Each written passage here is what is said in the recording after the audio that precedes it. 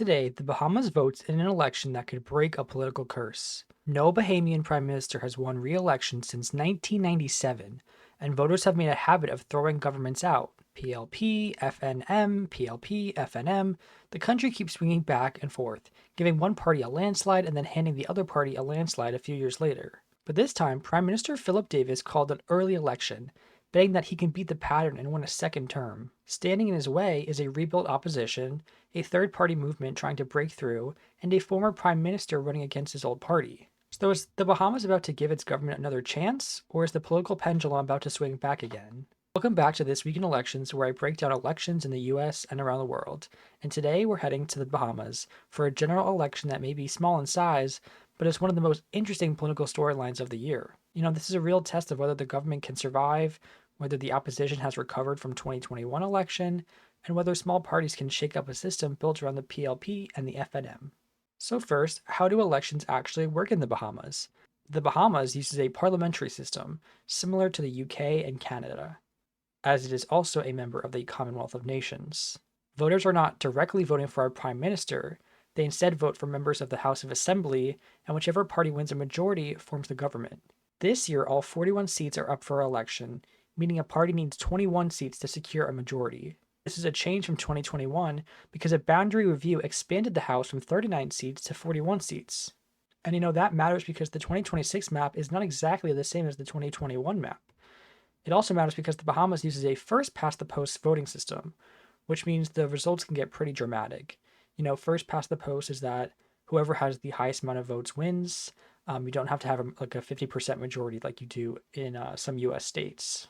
So, a party can win an election in the parliamentary system with just a few small wins in tiny constituencies. You don't need a massive, national vote majority.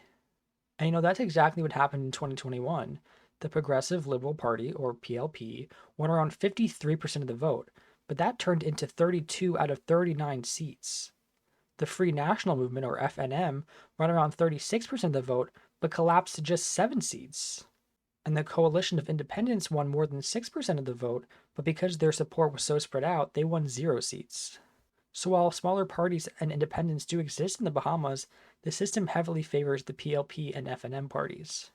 The PLP is the current governing party, led by Prime Minister Philip Davis.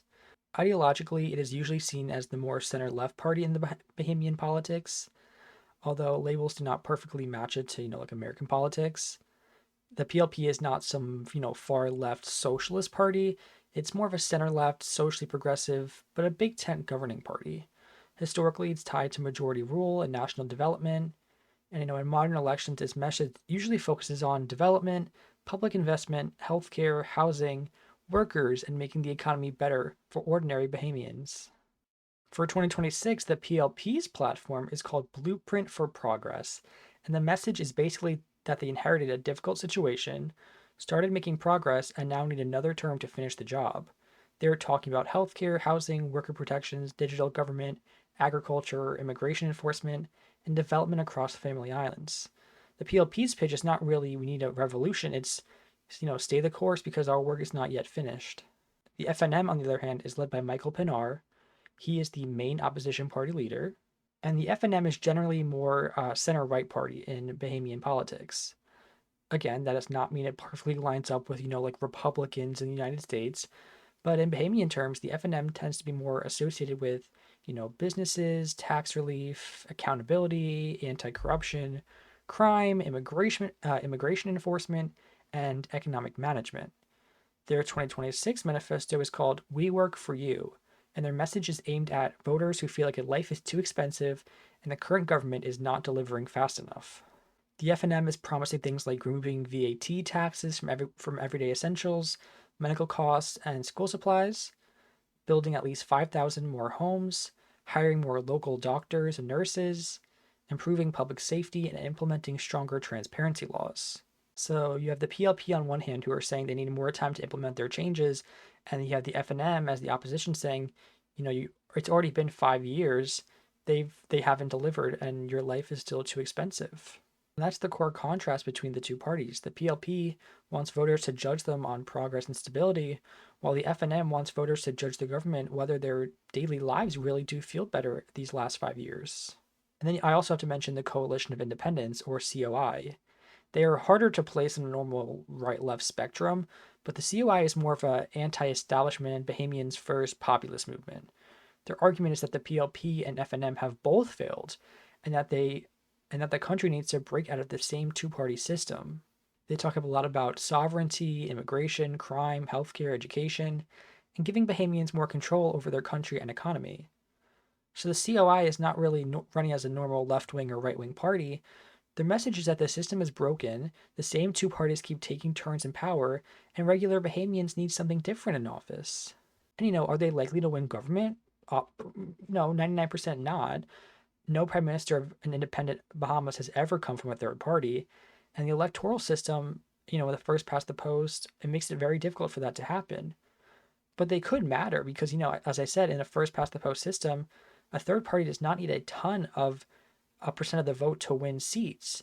They can split vote, pull anti-government voters away from the FNM, or pull frustrated voters away from both of the major parties. And in a close constituency, a few hundred votes can really matter and change who wins.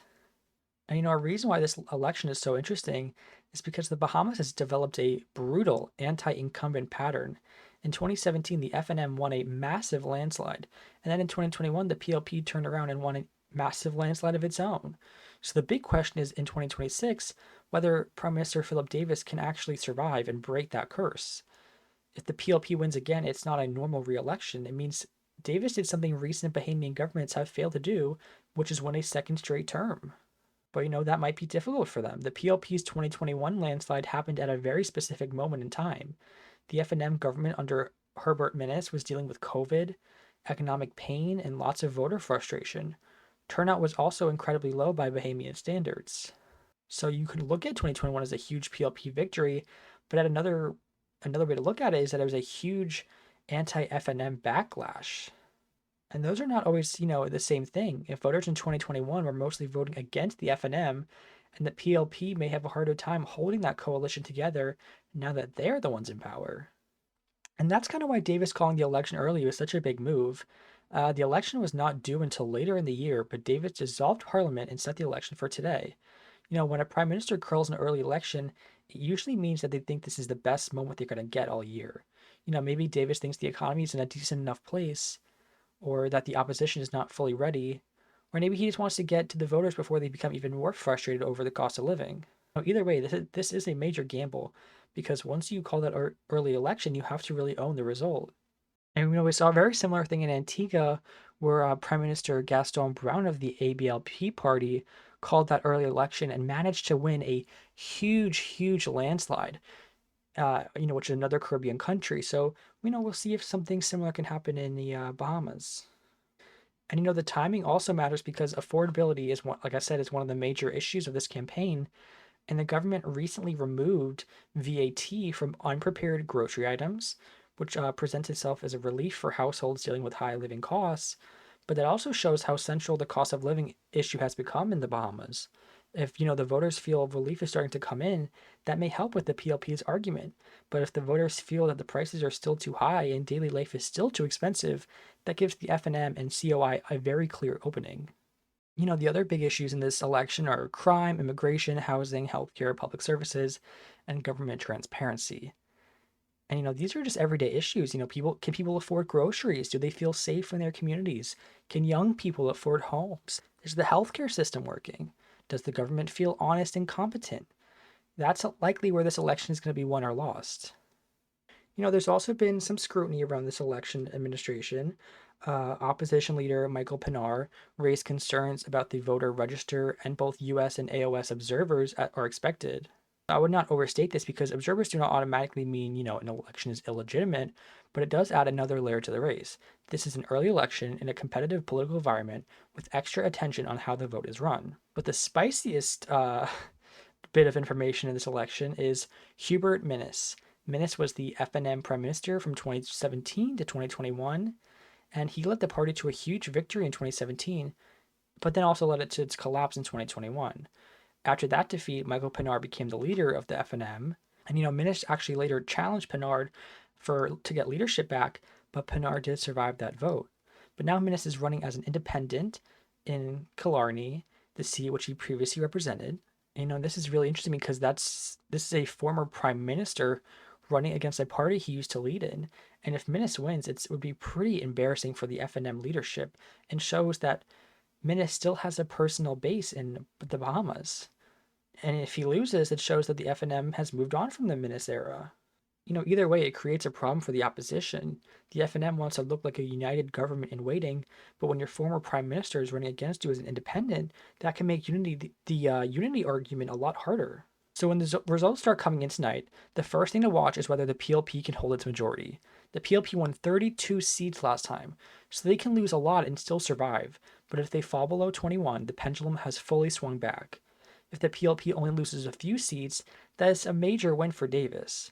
If they lose a lot of seats but still hold the government, they do survive, but it's a warning sign. And if they lose the government entirely, however, the old pattern in Bahamas will continue. The second thing to watch is whether the FNM actually can recover. They're starting from just 7 seats. They have a lot of room to grow. Do they gain a few seats? Do they make it close? Or do they actually return to government? Third thing is the COI. Do they win a seat? Do they get shut out again? Or do they become spoilers in many of their different constituencies? And then we're also going to have to watch Killarney, where Minnis, like I said, is running to prove that he still has a personal base outside the FNM. And then lastly, I would say is just to watch the turnout. Turnout was extremely low in 2021. So if it does rebound this year, the big question is going to be whether if that benefits the FNM, the PLP, or anti-establishment candidates. So yes, while the Bahamas is a small country, this election has a lot going on. You have the center-left governing party trying to prove it deserves another term, a center-right opposition trying to recover from disaster, a populist third-party movement trying to break the two-party system, and a former prime minister trying to win as an independent against his old party. So, at the core, this election is about whether the Bahamas is ready to break its modern political pattern. Thank you guys for watching. We're going to keep you guys updated on the results as they come out. I'll probably post a short later as the results are coming in. And then we'll recap either later in the week or sometime next week. All right, thank you guys for watching. Leave a like, comment, subscribe, and I'll see you guys next time.